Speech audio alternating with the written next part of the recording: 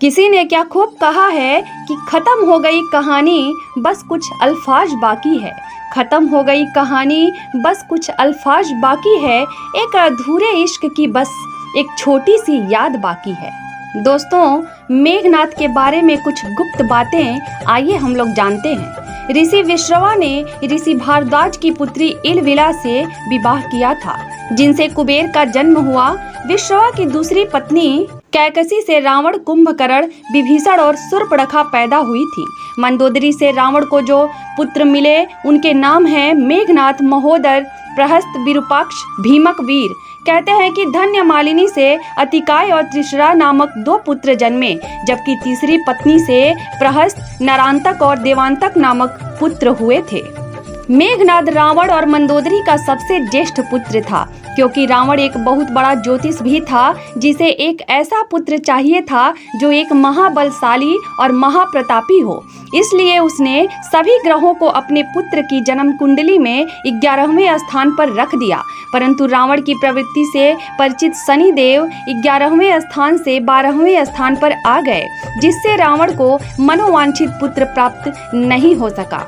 इस बात से क्रोधित रावण ने शनिदेव के पैर पर प्रहार किया था। वाल्मीकि द्वारा रचित रामायण के अनुसार जब मेघनाद का जन्म हुआ तो वह सामान्य शिशुओं की तरह नहीं रोया था, बल्कि उसके मुंह से बिजली के कड़कने की आवाज सुनाई दी थी। यही कारण था कि रावण ने अपने इस पुत्र का नाम मेघनाद रखा। मेघनाद की पत्नी का नाम सुलोचना और पुत्र का नाम अक्षय कुमार था। हनुमान जी ने अक्षय कुमार का अशोक वाटिका में वध कर दिया था। कहते हैं कि इसकी एक पत्नी थी जिसका नाम नागकर्ण था, जो पाताल के राजा शेषनाग की पुत्री थी। मेघनाद अपने पिता की तरह स्वर्ग विजयी था। उसने इंद्र को पराजित कर दिया था। इंद्र को परास्त करने के कारण ही ब्रह्मा जी ने इसका नाम इंद्रजीत रखा था। मेघनाद का मूल नाम घननाद था, लेकिन इंद्र को हराने के बाद इसे इंद्रजीत, वासवजीत, शक्रजीत इंद्र कहा गया। बंधक इंद्र को छुड़ाने के लिए जब ब्रह्मा ने आज्ञा दी तो मेघनाद ने इंद्र को बंधन मुक्त कर दिया था। इस पर ब्रह्मा ने कहा कि वरदान मांगो। तब मेघनाद ने अमरता का वर मांगा, लेकिन ब्रह्मा ने कहा कि यह देना संभव नहीं, लेकिन उन्होंने इसके समान ही वर जरूर दिया। वर के अनुसार अपनी कुल देवी के यज्ञ के दौरान मेघनाद को स्वयं त्रिदेव नहीं हरा सकते और ना ही मार सकते थे। मेघनाद ने गुरु शुक्राचार्य और साक्षात महादेव से शिक्षा प्राप्त की थी। महादेव शिव से प्रशिक्षण प्राप्त कर लगभग सभी दिव्यास्त्रों का ज्ञाता बन गया था। किशोरावस्था की आयु होते होते इसने अपनी कुल देवी निकुंभला यानी प्रत्यांगिरा के मंदिर में अपने गुरु से दीक्षा लेकर कई सिद्धियां प्राप्त कर ली थी। जब मेघनाद युवावस्था में पहुंचा तो उसने कठिन तपस्या के बल पर संसार के 3 सबसे घातक अस्त्र ब्रह्मास्त्र, पाशुपतास्त्र और वैष्णव अस्त्र प्राप्त कर लिए थे। आदिकाल से अब तक यही एकमात्र ऐसा योद्धा है जिसे अति महारथी की उपाधि दी गई है। इसका नाम उन योद्धाओं में लिया जाता है जो ब्रह्मांड अस्त्र, वैष्णव अस्त्र तथा पाशुपात अस्त्र के धारक कहे जाते हैं। इसने अपने गुरु शुक्राचार्य के सानिध्य में रहकर तथा त्रिदेवों द्वारा कई अस्त्र शस्त्र एकत्र किए थे। स्वर्ग में देवताओं को हराकर उनके अस्त्र शस्त्र पर भी अधिकार कर लिया था। मेघनाद पितृभक्त पुत्र था। उसे यह पता था कि राम स्वयं भगवान है, फिर भी उसने पिता का साथ नहीं छोड़ा। जब उसकी माँ मंदोदरी ने उसे यह कहा कि इंसान मुक्ति की तरफ अकेले जाता है, तब उसने कहा कि पिता को ठुकरा कर अगर मुझे मोक्ष या स्वर्ग भी मिले तो मैं ठुकरा दूंगा। अपने विशिष्ट रथ पर अत्यधिक निर्भरता, अगस्त्य द्वारा बनाए गए कुछ नए दिव्यास्त्रों जैसे सूर्यास्त्र, इंद्रास्त्र आदि से अनभिज्ञता जो उसकी पराजय और मृत्यु का कारण बनी। कुंभकर्ण के वध के बाद मेघनाद युद्ध में उतरा। पहले दिन के युद्ध में उसने सुग्रीव की पूरी सेना को हिला डाला। राम और लक्ष्मण भी उसकी मायावी शक्ति के सामने बेबस हो चले थे, क्योंकि उसने अपनी कुल देवी का यज्ञ प्रारंभ करके ही युद्ध घोष किया था, जिसके प्रभाव से उसका रथ अदृश्य हो जाता था। मौका पाकर उसने राम और लक्ष्मण पर नागपाश का प्रयोग किया और दोनों को मूर्छित कर दिया। नागपाश से मूर्छित व्यक्ति अगले दिन की सूरज नहीं देख सकता था। तब हनुमान जी तुरंत गरुड़ भगवान के पास गए और उन्हें लेकर आए। गरुड़ को देख नाग भयभीत हो गए तथा उन्होंने राम तथा लक्ष्मण को मुक्त कर दिया तथा उनकी मूर्छा टूटी। अगले दिन मेघनाद ने अपने शक्ति बाण से लक्ष्मण जी को मूर्छित कर दिया। तब लक्ष्मण के प्राण को बचाने के लिए हनुमान जी लंका से सुषेण वैद्य को उठा लाए। वैद्य ने हनुमान को उपाय बताते हुए संजीवनी बूटी लाने के लिए कहा। उस संजीवनी बूटी से ही लक्ष्मण की मूर्छा टूटी। तीसरे दिन विभीषण के कहने पर लक्ष्मण वहां जा पहुँचे जहां मेघनाद कुल देवी का यज्ञ करवा रहा था। यज्ञ में कुल देवी की पूजा करते समय हथियार उठाने की मनाही थी, परंतु फिर भी वहां रखे यज्ञ पात्रों की सहायता से मेघनाद लक्ष्मण से बचते हुए सकुशल लंका पहुंच गया। चौथे दिन मेघनाद को लक्ष्मण ने वीर गति को प्राप्त करा दिया। इसी युद्ध में लक्ष्मण के घातक बाणों से मेघनाद मारा गया।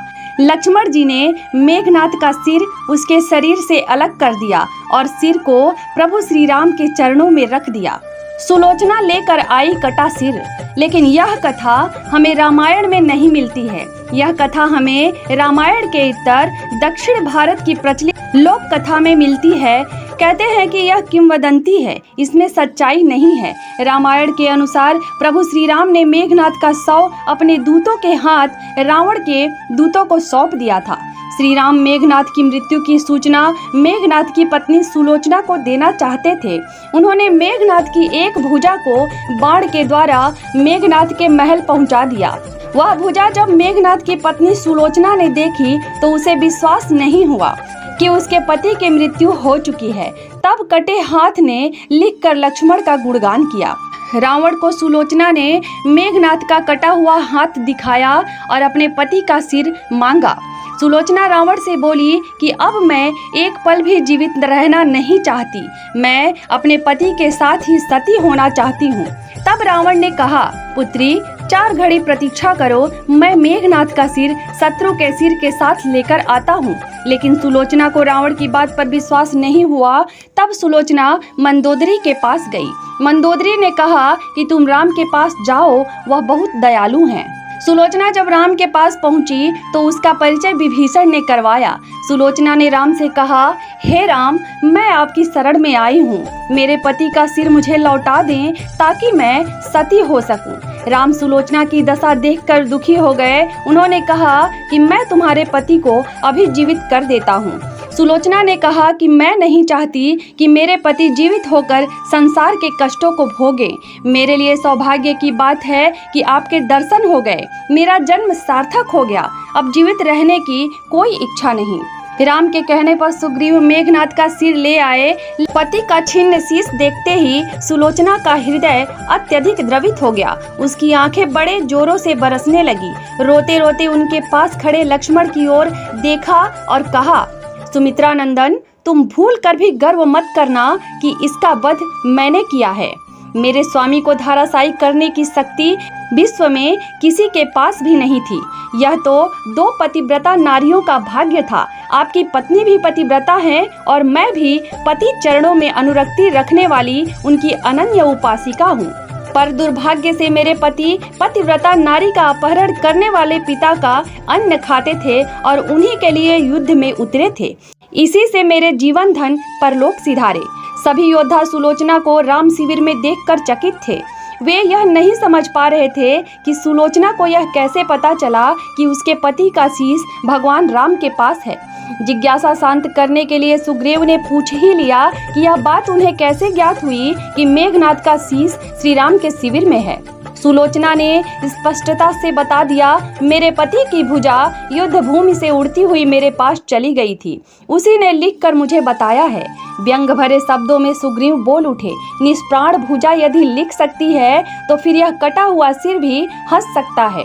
श्री राम ने कहा, व्यर्थ की बातें मत करो मित्र, पतिव्रता के महात्म्य को तुम नहीं जानते। श्री राम की मुख कृति देखकर सुलोचना उनके भावों को समझ गई। उसने कहा, यदि मैं मन वचन और कर्म से पति को देव मानती हूँ तो मेरे पति का यह निर्जीव मस्तक हंस उठे। सुलोचना की बात पूरी भी नहीं हुई थी कि कटा हुआ मस्तक जोर से हंसने लगा। यह देखकर सभी दंग रह गए। सभी ने पतिव्रता सुलोचना को प्रणाम किया। सभी पतिव्रता की महिमा से परिचित हो गए थे। चलते समय सुलोचना ने श्री राम से प्रार्थना की, भगवान, आज मेरे पति की अंत्येष्टि क्रिया है और मैं उनकी सहचरी उनसे मिलने जा रही हूँ, अतः आज युद्ध बंद रहे। श्री राम ने सुलोचना की प्रार्थना स्वीकार कर ली। सुलोचना पति का सिर लेकर वापस लंका आ गई। लंका में समुद्र के तट पर एक चंदन की चिता तैयार की गई।